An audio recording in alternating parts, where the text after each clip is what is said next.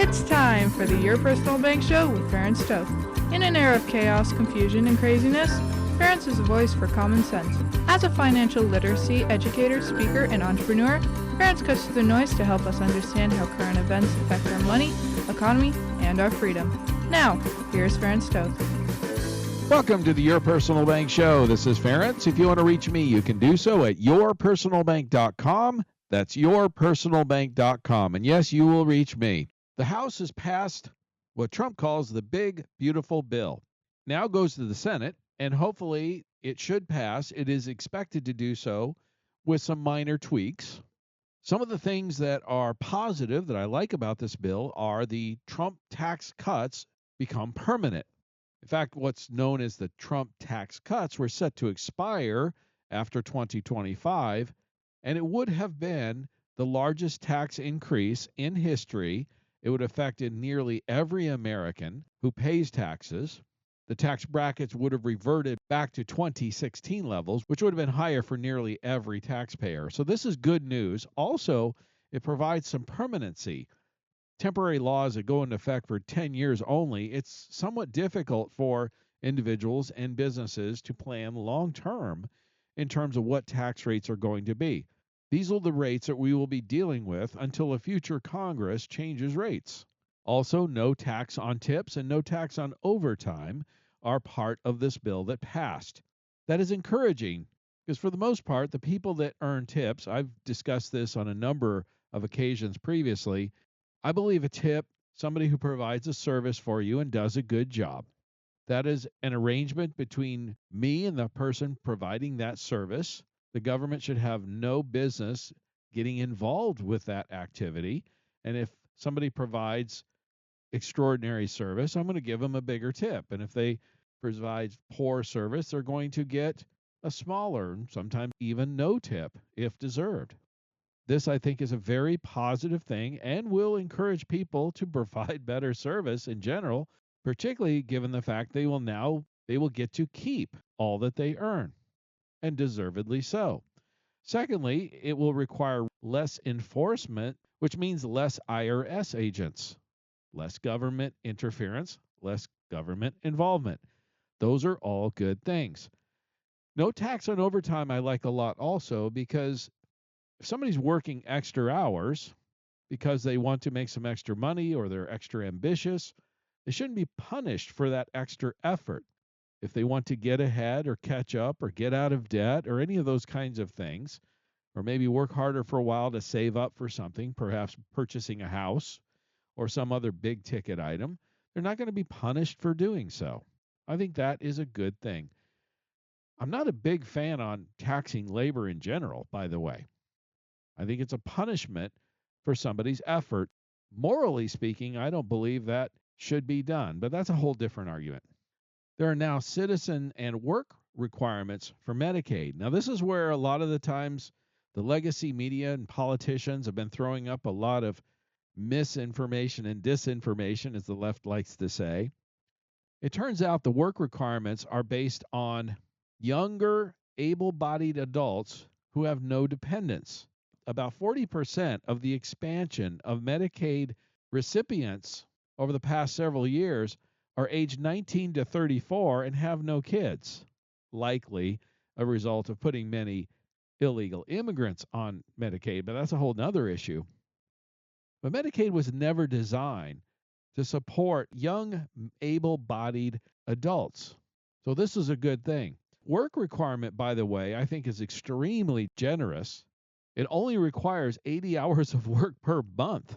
So if you're young and able-bodied and refuse to go to work for 80 hours a month, folks, that's 20 hours a week. I don't think taxpayers should have to subsidize your health care. Sorry. Also, 1.4 million illegals will be kicked off the program. That is currently how many are on Medicaid that are not able to provide proof of citizenship. They're still currently enrolled in this program, and these are the ones we know of. Medicaid was never designed to pay for illegal aliens. It was designed for citizens only. There's no more money for Planned Parenthood. Now, I know this is a controversial point, but regardless of where you stand on abortion, I don't think it's fair to force the public to pay for abortion or transgender cross-hormone therapy drugs. If someone wants to do that, shouldn't be on the taxpayer's dime. The requirement for updated information to determine if you're eligible for Medicaid is going to be increased to twice a year. Estimates from the CBO predicts it's possible that over 7 million people will lose their coverage because they can't provide information that they actually are qualified for Medicaid. Look, if you're not qualified for Medicaid, you shouldn't be receiving it. So the estimates are about 1.4 million illegals will lose Medicaid. They should. They're not eligible. About 3 million young, able-bodied, and childless adults will not be able to meet the 80-hour work requirement and therefore will lose their Medicaid. Sorry, I don't have much sympathy for that. And over 7 million, it's estimated, will lose Medicaid because they refuse to fill out the paperwork to verify eligibility so that they can retain their benefits. If they can't prove eligibility, it most likely means they're not eligible and they should not be receiving it. This will literally save billions and billions of dollars, and the fact that it will be codified in law passed by Congress, most likely the Senate will pass this, certainly Trump will sign it. That's far better than an executive order that can be reversed by a future president. A couple other key things in the bill that I believe are positives: increases the child tax credit from $2,000 to $2,500. This is good. It helps families. The bill also provides funding for border security and deportation for the next 4 years. This is powerful. One of the greatest successes of the Trump administration so far, unquestionably, is border security. The border has been sealed. This bill provides the funds to continue the deportations, finish the wall, and other border security issues. So this is very good news. The bill also will tax foreign remittances. Now, a lot of people are not aware of this. Literally billions of dollars are sent from illegals that live in this country back home to their families. So far, it's always been tax-free. The fact that it will now be taxed means our government will receive more funds from those people who frankly shouldn't be here in the first place. The bill also provides funding for the Golden Dome, which is a missile defense system. Israel has one. No reason why the United States shouldn't either. The technology appears to be there. This was something that Reagan wanted, but the technology just wasn't there back then. It seems like it is now. And that could be a true game changer in terms of national security. Now, there's a couple of things I'm not too keen on, and some senators are discussing adjusting this, and that's the SALT deductions.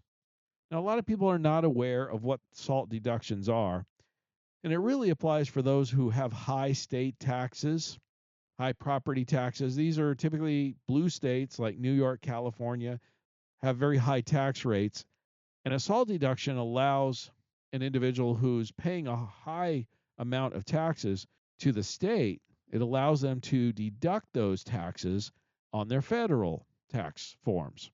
Now, the SALT deduction previously was $10,000. So in other words, you could deduct up to $10,000 of state taxes on your federal income tax. Again, this typically did not affect most Americans, but those in the high tax blue states. In other words, the rest of the country is subsidizing these states with high taxes, and that's the unfairness of it that I'm not a big fan of. Unfortunately, the SALT deduction in this bill has been increased from $10,000 to $40,000. I think that's a move in the wrong direction. Estimates are about $300 billion of the federal taxpayer money would go to subsidizing these high income and high tax, highly taxed blue state residents. Why should states who practice fiscal responsibility and have lower taxes, why should the citizens in those states have to subsidize the high taxes of California, for example? It's just not fair.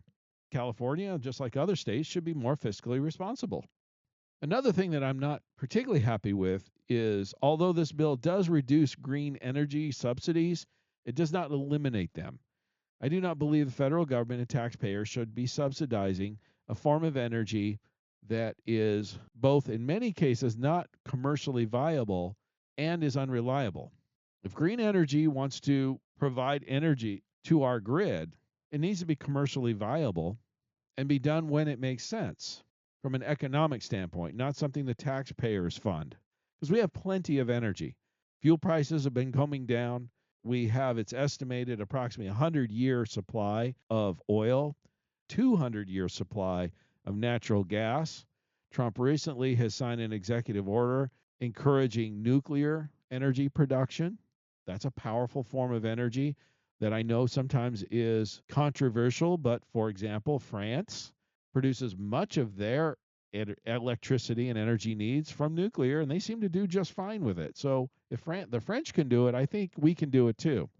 My biggest issue with this bill is probably the fact that it actually increases deficit spending. Granted, it slows down the rate of increase of what was happening before, but we still have deficit spending. In other words, the government will still be spending more than it receives, which will continue to contribute to inflation and to the debt, which is now becoming one of our biggest problems. Just look at the bond market. 30-year treasuries just hit 5% again recently. I'm going to encourage you to stay tuned in the next segment because I'm going to discuss a lot about this and why it's an issue and what you should be concerned about, what to do about it. Because what we've been predicting on this show, it looks like is starting exactly to happen. So stay tuned. Stay tuned for more common sense from Ference. For more information, contact Ference at 866-268-4422 or yourpersonalbank.com. That's 866-268-4422.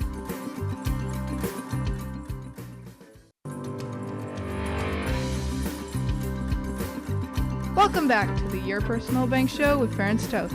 Want more information? Contact Ference at 866-268-4422 or yourpersonalbank.com. That's 866-268-4422. Now back to the show with Ference Toth. Welcome back to the Your Personal Bank Show. This is Ference. If you want to reach me, you can do so at yourpersonalbank.com. Yes, you will reach me. It's yourpersonalbank.com. Before I get to the bond market news, which this is big, so I'm going to encourage you to really stay tuned because you need to know what's going on, want to pay attention to this, and what to do. But I forgot a couple of last key points about the big, beautiful bill, as Trump likes to call it, that was passed by the House recently. Some of the biggest points of contention has been Medicaid in terms of people losing Medicaid. As I stated in the first segment, most of the people that are likely going to lose Medicaid are the illegal aliens, over 1 million of those, young, able-bodied people with no children. Medicaid was never designed for that. And those that are unable to provide documentation that they're even eligible, which means they're probably illegals. But another key point about Medicaid is it is the fastest growing portion of the federal spending. The big three are Medicare, Medicaid, and defense spending. And of those three, the one that's growing the fastest by far is Medicaid. There's a chart put out by Medicaid showing that enrollment in Medicaid has tripled over the past 3 decades, and the number of enrollees now double the rate of poverty. Again, Medicaid was designed to cover medical expenses for those who are unable to pay for it, those that are in poverty, destitute. It's a social safety net. And if you look at the poverty rate over the last 3 decades, it's floated between 10 to 15%. Currently, it's about the middle of that, about 12.5%. According to Medicaid, over 25% of the U.S. population is receiving Medicaid. The U.S. Census states that about 12.5% of Americans are at the poverty rate or below, yet double that, 25%, are on Medicaid. The system is broken. There's a problem. And Robert Kennedy recently in a Senate committee hearing testified that over 1 million people are claiming Medicaid illegally. Over 1 million people are collecting Medicaid and Obamacare illegally. Over 1 million illegal aliens are using Medicaid illegally. And there are millions of able-bodied adults on Medicaid who refuse to get a job and don't qualify. These are all problems that this bill will address and fix. So I'm all for that. And, of course, will save the federal government billions of dollars. So the fact of the matter is people aren't losing Medicaid. Or let's put it this way. People who qualify are not losing Medicaid. the ones that should be receiving it. It's those that don't qualify and should not be receiving it that are going to lose the benefits. Here's another bit of good news that is highly unlikely you've heard about because the legacy media certainly is not discussing it. The U.S. Treasury Department just announced a $258 billion surplus last month. This means that the federal government actually received $258 billion more than it spent. Now, granted, it was tax time. It was April. That tends to be their biggest month because they receive much in tax revenues, income tax revenues that month. But it is the second largest monthly surplus in history. Part of the difference, the reason for the difference, was tariff incomes are increasing. So there are signs, early signs, that some of the policies of the Trump administration, the tariff policies, for example, are starting to work. Now, at the same time, the big news is recently Moody's downgraded the U.S. debt for the first time in history from AAA to one step down. This is the third of the three major credit reporting agencies that has now done so. So all three major credit reporting agencies have now downgraded U.S. debt from AAA, which is the highest level, to one step down from that. It's still highly rated, don't get me wrong, but that does cause a long-term increase in interest rates, borrowing costs, bond yields. And the reason behind it is really quite simple. Bond investors require a higher interest rate or return, or in the bond world known as a yield, for a higher risk bond. That's why bonds are rated about 21 different levels. You've heard of junk bonds. Those are highly risky bonds. Those tend to pay a much higher interest rates because the buyers demand a higher interest rate to offset the risk in case that bond fails. The better the rating, the better the credit, the lower the risk for the investor, the lower interest that the investor will require to purchase that bond. So therefore, a credit downgrade in the federal U.S. credit will cause an increase in bond yields that investors will demand to purchase that bond because of the increased risk. Now, granted, it's a small increase, but it's still an increase. And when you're talking about record levels of debt, over 36 trillion, even a small difference will make a huge impact. And this impact will happen over a period of years, even if not even decades. So this is a long-term type of situation. Moody's credit downgrade also emphasizes or brings to light the issues of the debt and the things we've been talking about on this show, why bond yields will continue to be elevated for the foreseeable future. Now, again, the federal government's weakness, fiscal irresponsibility, creates an opportunity for investors, those that purchase bonds. Your personal bank, for example, and annuities and guaranteed lifetime income riders are provided by insurance companies that do invest heavily in these bonds, which means their returns on investments are increased or elevated. It means the returns they're able to give you and I, the investors, are higher. This is why many are referring to this as the golden era of fixed assets. If you haven't looked into your personal bank or an annuity or guaranteed income rider in the last couple of years, you should look into it again. You'll see numbers we have never seen in over 40 years, frankly. But some of the other problems here is Moody's stated in their downgrade is they anticipate the federal debt burden will rise to about 134% of GDP by 2035, compared to 98% in 2024.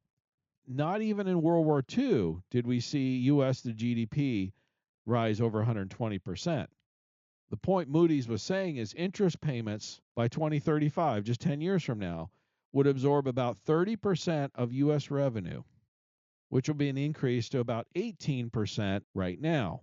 In other words, 18 cents of every dollar that the federal government receives goes directly to interest on the debt. They're predicting in the next 10 years that will increase to 30 cents of every dollar. That's when you start getting it into unsustainable levels. Now, I hear a lot of fear from people, and some of it is warranted, and they say it's over.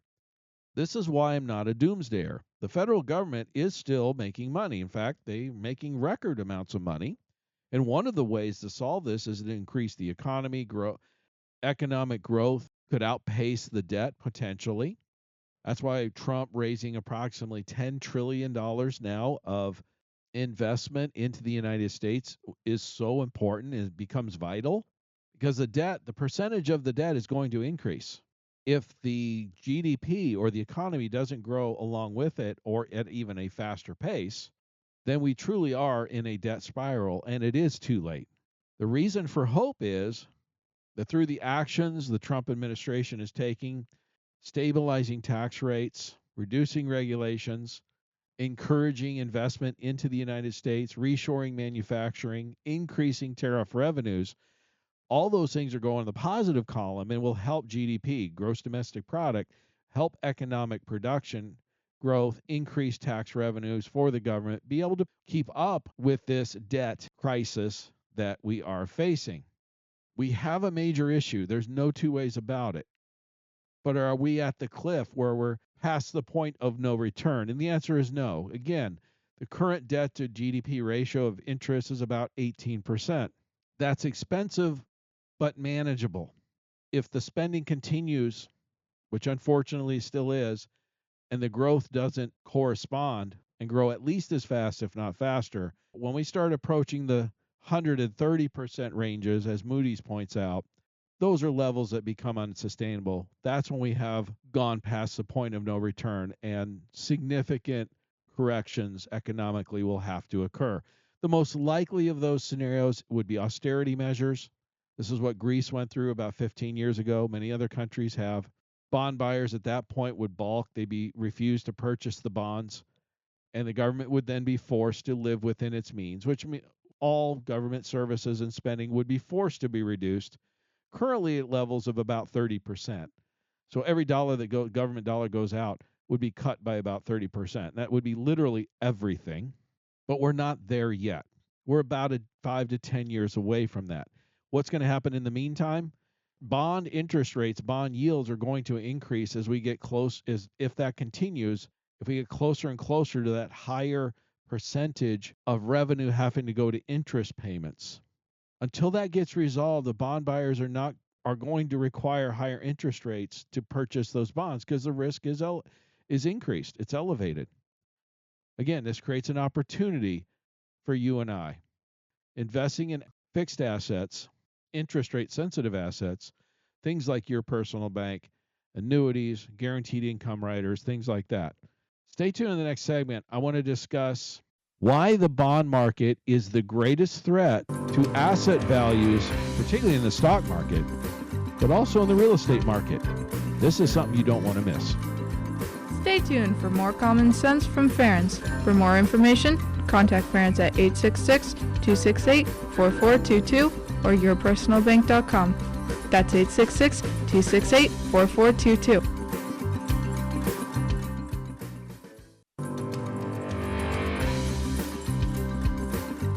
Welcome back to the Your Personal Bank Show with Ference Toth.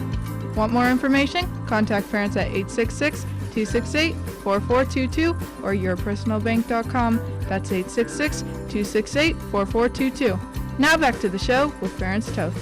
Welcome back to the Your Personal Bank Show. This is Ference. If you want to reach me, you can do so at yourpersonalbank.com. Yes, you will reach me. It's yourpersonalbank.com.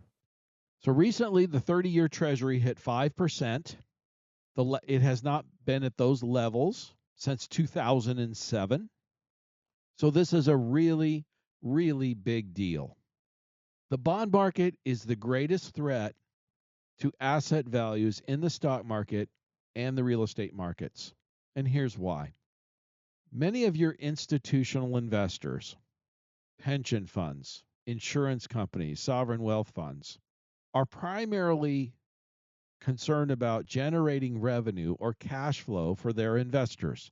These are the big boys, the institutions that invest billions of dollars weekly even. Now, most of the time, they'll do some type of mix of the stock market and bond markets. Another fact that most people are unaware of is the bond market is many times larger than the stock market, at least 3 or 4 times bigger. You hear about the stock market all the time, yet it's the bond market that really moves things. And even recently, you've heard President Trump discussing watching or paying attention to the bond market. His Treasury Secretary, Howard Bessent, is a bond guy, very well respected. That was a very smart move on his part. But here's why this is so important. These large institutional investors, take a pension fund, for example, who wants to make sure they can meet their pension obligations. If they can get a 5% return on a 30-year Treasury bond, that's about some of the safest money you can invest in these days. I know there's people that have concern about the U.S. government and the dollar and those types of currency issues, and there are some reason for some concerns, but it's not the doomsday scenario, I believe, that many people think. I do believe going forward, this is another discussion we can have at another time. I do believe that the U.S. dollar may not be as dominant as it was in the past, particularly after World War II, when it was at the peak of its dominance. But I do believe it'll be very valuable. It'll still be a signature currency going forward for the next decade's foreseeable future.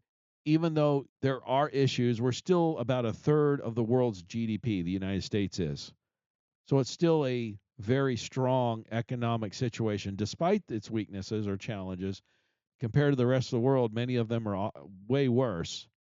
It's still going to be a very significant currency. It's not going away overnight, is what I'm trying to say. So that's another whole discussion. Let me get back to the key point. When the 30-year Treasury reaches 5% plus, that's sort of a threshold that many institutional investors start to shift their investments, significant amounts of investments. Again, I'm talking about billions and billions of dollars here, to bonds versus the stock market. Why? It's really quite simple and quite logical. If 5% return on a bond that you can lock in that return for the next 30 years meets your pension obligations, for example, if you're a pension fund, why would you risk it in the stock market? You've locked in a return for the next 3 decades. You've locked in the ability to meet your pension obligations. You've done your job. Pension funds, insurance companies, I think those types of institutional investors are not swinging for the fences. They do get those types of returns sometimes and get home runs, but that's not their primary goal. Their primary goal is to meet their obligations to their investors. And a 5% return in a treasury satisfies that in most cases, and they can lock that in for the next 30 years. The longer this continues and the higher the bond yields go, the more pronounced this occurs. The current valuation, I'm going to make a very simple prediction here. This is not just me. The current valuations in the stock market cannot maintain if the 30-year Treasury yield stays around 5%. It will not happen. The institutional investors will shift their investment dollars, and they are the market movers.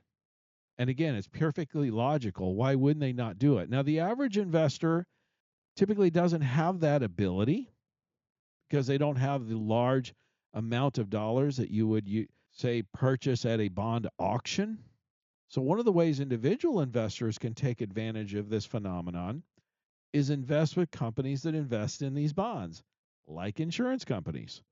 I have insurance companies today paying 6.5%, tax-free, guaranteed, highly liquid. I have annuities that are paying 8% first year, guaranteed, A+ rated. You've not seen numbers like this in 40 years. I've got guaranteed income riders that are paying a 20, 30% bonus even, and then guaranteeing 7-8% guaranteed lifetime. How can they do that? Well, they have other income sources in addition to the bonds that they're purchasing. They sell products, they earn fees. They do also do some venture capital investing, pre-IPO stuff that juices their returns. And they've been doing this for decades and decades. Some of these companies have been doing it for 100 years plus. But this is why it's so significant for you and I to understand this. Where is the stock market heading? Let me use a simple example. Let's say you're a retiree, you're getting ready to retire, or maybe you already are retired. And let's say you have $1 million invested in a portfolio, and you're using the typical recommended portfolio mix of 60-40, 60% stocks, 40% bonds. Maybe you're 50-50, something like that. What's the recommended withdrawal rate? We all know that. We've heard about the 4% rule. It's recommended that when you start withdrawing for retirement on a typical portfolio, you withdraw 4%. So therefore, if you had $1 million portfolio, you would withdraw $40,000 and have a high likelihood of not running out of money in retirement. In fact, there's a Trinity study that's been around since the early 1990s. This is done by 3 professors, and they've recently updated their numbers and percentages, ran the Monte Carlo simulations and all that, determining the average inflation rate and everything from 1871 to present, using all the numbers and determining what's the likelihood of success of not running out of money in retirement. What percentage can you withdraw and not run out of money in retirement? Well, if you look at a 20-year retirement window, at a 4% retirement rate, depending on your mix of stocks and bonds and et cetera, in your portfolio, you're at about 95 to 100% likelihood of not running out of money in a 20-year window. That's a high likelihood of success. If you're looking at a 30-year window, the 4% withdrawal rate, depending on the mix of your portfolio, runs about 85 to 95% likelihood of success for 30 years. That's why the 4% rule is pretty solid, and why you'll find most financial advisors will recommend a withdrawal rate somewhere between 3 and 4%, depending on your portfolio mix. By the way, if you increase your withdrawal rate, say to 5%, your likelihood of success starts to drop significantly. If you're at a 20-year window, retirement window, before running out of money, and you increase your withdrawal rate to 5%, you're now at about an 85 to 95% likelihood of success of not running out of money. If you're looking at 30 years, a 5-year window substantially drops your likelihood of success. In fact, you're at about 75, 85% likelihood of success. So if you look at a 30-year retirement, you go from a 4% withdrawal rate, you're probably at about 95% likelihood of success. You now drop to about 75 to 80% likelihood of success. That's a huge drop. If you go to 6% withdrawal rate on a 30-year window, you're below 50% oftentimes. Again, depending on your portfolio, you got about a 50-50 shot of succeeding, or in other words, not running out of money in retirement. So going from 4 to 6% withdrawal rate, huge, a massive impact on your likelihood of success. And by the way, just for those of you that this is including impacting inflation, calculating using the inflation numbers and using the withdrawal rate starting at 4% and then withdrawing 4% plus the rate of inflation each year. The Trinity study is using the recommended withdrawal rates. Now, here's what I find interesting. So you can settle for the 4% withdrawal rate, for example, and have a high degree of likelihood of success in a typical portfolio. Or let's say you're age 65 and you do a guaranteed income rider. Immediately, I have companies that will guarantee a 7.5% withdrawal rate guaranteed for life. That's 100% likelihood of success. Age 75, your withdrawal rate is about 8.5% guaranteed for life. So let's use an example. You're 65, $1 million, and you're ready to retire, and you decide a 4% withdrawal rate from your portfolio. That's $40,000 a year income that would increase each year by whatever the rate of inflation is. By the way, after 5 years, it'd be about 4.5%, 4.6% withdrawal rate. Or you can do a guaranteed income rider and get 7.5% withdrawal rate, which would be $75,000, guaranteed for life. If you're age 75, I have companies that will offer an 8.5% withdrawal rate guaranteed for life, which means you'd have $85,000 a year guaranteed, 100% likelihood of success. So this is where I get confused. I understand investing in the markets and various things to maybe grow a nest egg. Oftentimes that can growth of your money, although I've got index annuities that compete very favorably against that with no downside risk. Again, another discussion. But particularly when you talk about retirement income, why would you settle for a 4% withdrawal rate when you could have a 7.5%, 8.5% withdrawal rate. That's based on a 65 or 75-year-old. As you get older, that withdrawal rate increases. It gets higher. What if you're younger and you're not ready to retire or take income yet? Well, I have companies that will set aside a chunk of money, and that guaranteed income will grow by 9 or even 10% annually, guaranteed. And then you can turn on the income stream when you're ready to retire or ready to receive that income. I don't know about you, but 8-9% annually guaranteed is increase in your income is not a bad rate of return, is it? So if you're looking for income, we've never seen numbers better than this in over 40 years. Creating guaranteed lifetime income means you cannot outlive the money, and the amount of money you can receive, depending on your age, could be double. And your likelihood of success is 100% versus whatever likelihood of success is with the Monte Carlo simulations. So again, I really don't understand why people settle for so much less income in retirement with their portfolios than what they could be earning. Now, I understand the primary reason is lack of knowledge, lack of understanding. They just don't realize that that can happen, that they can do that. Part of the reason, my motivation of doing the radio show, to educate people and help them realize there are likely other options they're not aware of. So if you're thinking about income for retirement, whether you're 10 years away from retirement, nearing retirement, already retired, most likely I can increase your income for retirement significantly and guaranteed. Far more than you're receiving now in most cases, eliminating the risk, greatly increasing your likelihood of success. In fact, guaranteed not to run out of money in retirement, period. This is powerful and game-changing for many people I talk to who are thinking about income for retirement, whether, again, they're 10 years away from it or 10 years into retirement or anything in between. I can increase your income in almost every case, and substantially so. If you want more information on that, by all means, contact me at yourpersonalbank.com. I'll be happy to run some numbers for you and show you what kind of income you could be receiving, guaranteed for life. Guaranteed, you cannot outlive your money. Stay tuned in the last segment.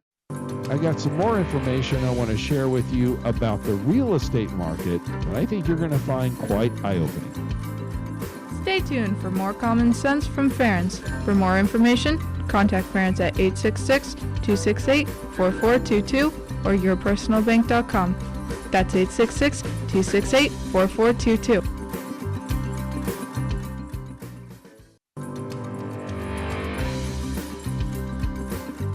Welcome back to the Your Personal Bank Show with Ference Toth. Want more information? Contact Ference at 866-268-4422 or yourpersonalbank.com. That's 866-268-4422. Now back to the show with Ference Toth. Welcome back to the Your Personal Bank Show. If you want to reach me, you can do so at yourpersonalbank.com. Yes, you will reach me. It's yourpersonalbank.com. Couple of quick thoughts. I forgot to mention the previous segment about the bond market before I get into real estate. As I stated, Moody's downgraded the U.S. debt, which has caused concerns about the debt. That's the last of the three major credit reporting agencies to downgrade the U.S. debt. This is going to mean higher yields for longer, higher interest rates for longer, higher borrowing costs. These are all bad things for the real estate market and the stock market in particular. The fact that the 30-year Treasury has hit 5% recently, that's sort of a key marker where large institutional investors start shifting their investments to the bond market versus the stock market, which is many times larger. Large institutional investors like pension funds, insurance companies can satisfy their investors and lock those returns in, say at 5% for the next 30 years. Why would they invest in the stock market and take the risk? It just makes logical sense. Longer that the 30-year Treasury remains at 5% or around that number, or even goes higher, the more risk that is to asset values in the stock market. And I'll say something is non-controversial. The asset values in the stock market currently cannot sustain with a 5% 30-year Treasury. It won't happen.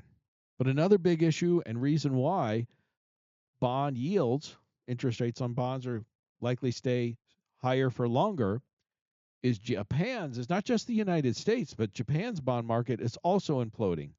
The Japan's 30-year government bond yield has surged to its highest level in history. This is very concerning because Japan, for years, decades actually, was known for long-term low interest rates. They're dealing with inflation, shifting policy, and they have the worst debt to GDP ratio in the world at 260%. So you think in the U.S. we're bad at 130%? They're at 260. They're in a world of hurt. They're the largest foreign purchaser of bonds in the world. They hold over $1 trillion of U.S. debt. Japan's prime minister recently stated their financial situation is worse than Greece's was 15 years ago. What will they do remains to be seen. But your largest foreign buyer is in financial trouble. They're in a world of hurt. That means there's going to be less buyers for all these bonds, all this debt the U.S. government is selling, which will drive interest rates higher, yields higher, to entice these institutional investors to keep buying these bonds. Dividends with insurance companies are going to continue to increase. More institutional investors will continue to move to the bond market, which will hurt asset values in the stock markets and will increase borrowing costs higher for longer in the real estate market. Whenever there's a significant sea change economically, and that's exactly what we're seeing and experiencing, there are winners and losers. This isn't all bad news. It just means you need to shift or adjust your investment strategy. The fiscal irresponsibility of our federal government creates the best opportunity in the fixed asset market in over 40 years. And this is likely to sustain for literally years, at least the next 3 to 5 years, if not the next decade or longer, until the U.S. government gets their fiscal house in order. And so far, they're not doing that. Eventually, they'll be forced into it. Why I'm making such a strong point on this is recently retail investors' market share hit a record of 36%, according to JP Morgan, of the entire stock market. This is more than triple the 10-year average of 12%. In other words, retail investors, non-institutional investors, typically account for about 12% of the total stock market values. The institutional investors dominate the other 88%. Yet the institutional investors have been selling, as I've been stating, especially as bond yields increase, while the retail investors keep buying. So the bullishness in retail is very strong, but institutionally, it is not. And all I'm trying to say is, I know the retail buyers are excited, buying the dips and all this kinds of stuff, but betting against the institution, betting against the house, betting against Wall Street, typically does not work well in the long run. Buyer beware. Finish on this thought. High bond yields will not allow asset values to remain high in the stock market. The funds are shifting. The economy is shifting. The investments are shifting. You need to adjust accordingly with that. Now on to real estate for a few minutes. The national housing market is continuing to weaken. The single family month supply is now over 4 months, which is the highest it's been since 2016. Yet at the same time, housing affordability has rarely been worse. The median price of a new home in the United States is about $460,000. Yet 70% of U.S. households cannot afford the average priced home. This is causing a massive housing imbalance. If you take inflation-adjusted home prices, we are now in the largest real estate bubble of all time. The only other time that housing values got close to where they're at now was in 2006 bubble that then crashed in 08-09. In fact, inflation-adjusted home prices to the consumer price index average 300%, or 3 times higher than the average. The previous bubble, with the Great Recession crash, peaked out at 266%, or about 2.5 times the average price. We're now at 3 times the average price. And when you hear somebody say, well, home values will never drop, they don't understand this. The reason why somebody says housing prices will never drop is, or not dropping, is because they're talking about a shortage of inventory. That's been the cause. The resale inventory, the U.S. housing market, has now approached 1 million homes. Listings across the country bottomed out in April of 2022 at 379,000, and they've nearly tripled. We have now at levels we haven't seen since 2019. But we are in a bifurcated market, so a lot of it real estate's famous for location, location, location.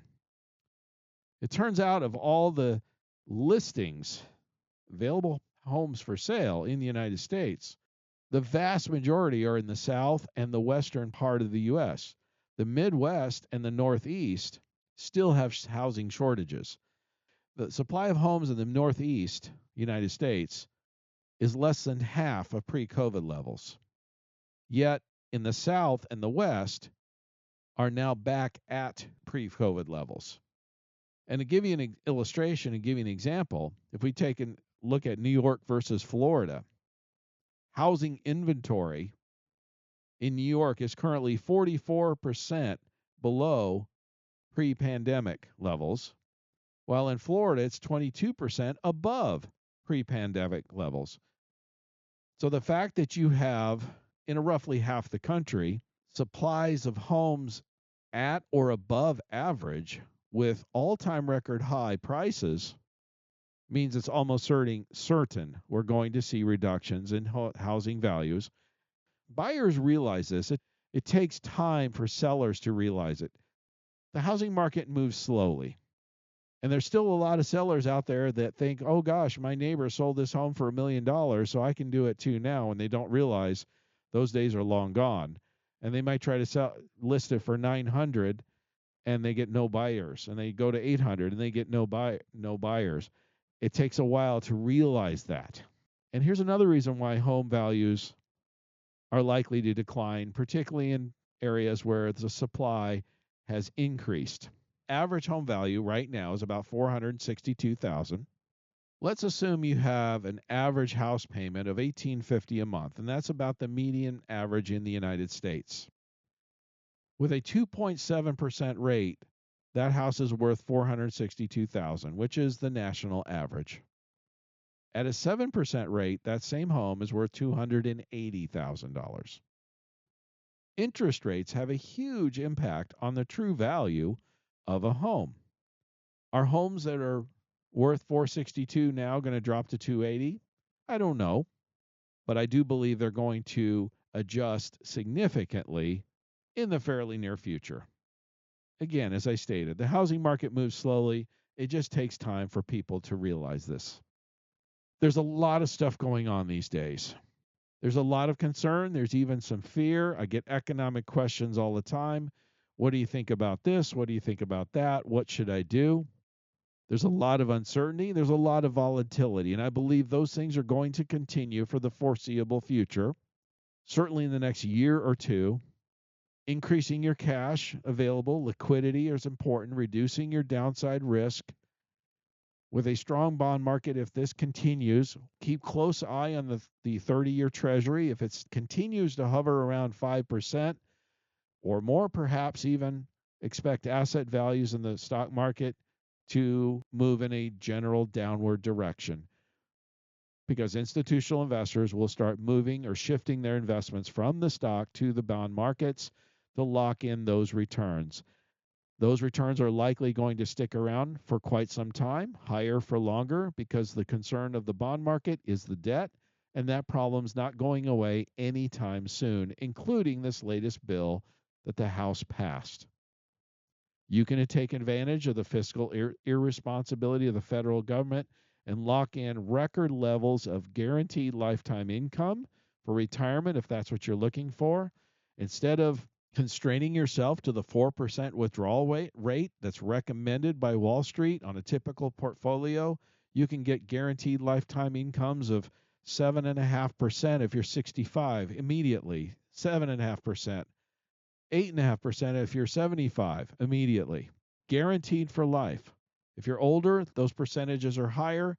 If you're not ready to retire, we have accounts that will increase by 9 to 10% annually for income guaranteed until you turn on the income stream. This can ensure you have income guaranteed for life, certainly at least for the money you know you're going to need to live on. If you want to risk the rest, that's fine, but at least lock down what you know you're going to need. We have annuities that are paying 8% guaranteed first year, A+ rated. Have unlimited upside just like the markets do. I have folks that made 20-something% the last couple of years in their annuities with no downside risk. They guarantee the principal. Why wouldn't you at least consider that? Your personal bank's paying 6% plus dividends, insured, guaranteed, tax-free, and highly liquid. If you want to put some money away, earn some, have it grow, but yet have access to pay bills, expenses, expand your business, buy real estate, create positive arbitrage on the money. In other words, you're still earning some interest on the money even after you spend it. It's the difference of what you're earning in dividends minus what you get charged in interest. Do you have more money to live on, guaranteed for life? You should consider it. Contact me at yourpersonalbank.com for more information. Stay tuned to the Your Personal Bank show next week for more great information. And as long as it's on our money, in God we trust. Listen Tuesdays at noon and Saturdays at 1 to the Your Personal Bank show for more information. Contact Ference at 866-268-4422 or yourpersonalbank.com. That's 866-268-4422. This show is designed to provide accurate and authoritative information. The presenter and guests of this program do not engage in legal, accounting, or tax advice. Professional advice regarding your situation should be sought if required. Some products discussed may have limitations and not be available in all states. Excessive unpaid loans may affect performance. Distributions may become taxable if not managed properly. Replacements may not be suitable for everyone. There may be charges when replacing coverage. Dividend rates and bank line of credit rates may change. For current rates, contact Ference at 866-268-4422 or yourpersonalbank.com. Again, that's 866-268-4422 or yourpersonalbank.com.